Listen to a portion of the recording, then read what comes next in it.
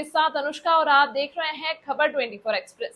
लोकसभा चुनाव के बीच महाराष्ट्र में राष्ट्रवादी कांग्रेस पार्टी के प्रमुख शरद पवार के एक बयान पर राजनीति गर्मा गई है। पवार ने एक इंटरव्यू में कहा है कि वैचारिक रूप से हम गांधी और नेहरू के हैं, कांग्रेस और हम में कोई अंतर नहीं है। राष्ट्रवादी कांग्रेस पार्टी के अध्यक्ष शरद चंद्र पवार ने दावा किया है कि इससे कई क्षेत्रीय दलों का कांग्रेस में विलय हो सकता है। इसके बाद फिर से चर्चा शुरू हो गई है कि पवार की पार्टी का कांग्रेस में विलय होगा।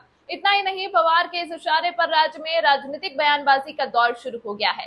कांग्रेस पार्टी में कई साल बिताने के बाद उन्होंने राष्ट्रवादी कांग्रेस पार्टी की स्थापना की थी, लेकिन अब राष्ट्रवादी कांग्रेस में दो गुट बन गए हैं। शरद पवार ने दावा किया है कि लोकसभा चुनाव के बाद क्षेत्रीय पार्टियों का कांग्रेस में विलय हो सकता है।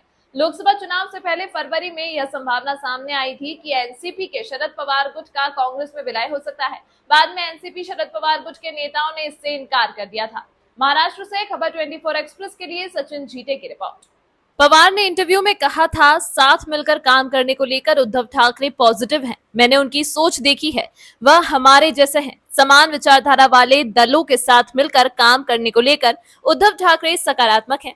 पवार के इस बयान पर अब बीजेपी समेत महायुति के दूसरे नेताओं ने निशाना साधा है। महाराष्ट्र के उप मुख्यमंत्री देवेंद्र फडणवीस ने कहा है कि अगर शरद पवार को अस्तित्व बचाना है तो उन्हें कांग्रेस में शामिल होना होगा।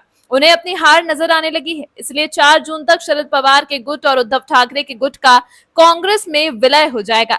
फडणवीस ने कहा कि 4 जून के बाद दोनों पार्टियां खत्म हो जाएंगी। महाराष्ट्र में कांग्रेस के बड़े नेता और पूर्व सीएम पृथ्वीराज चौहान ने कहा कि साथ ही पृथ्वीराज चौहान ने कहा है कि शरद पवार की पार्टी का कांग्रेस में विलय होना चाहिए या नहीं, ये पूरी तरह उनका फैसला है। चौहान के बयान के बाद राजनीतिक माहौल और गरमाने की संभावना है। यह खबर आपको कैसी लगी, हमें कमेंट करके अपनी राय जरूर दें। साथ ही हमारे चैनल को सब्सक्राइब करना व खबर को ज्यादा से ज्यादा शेयर करना ना भूलें।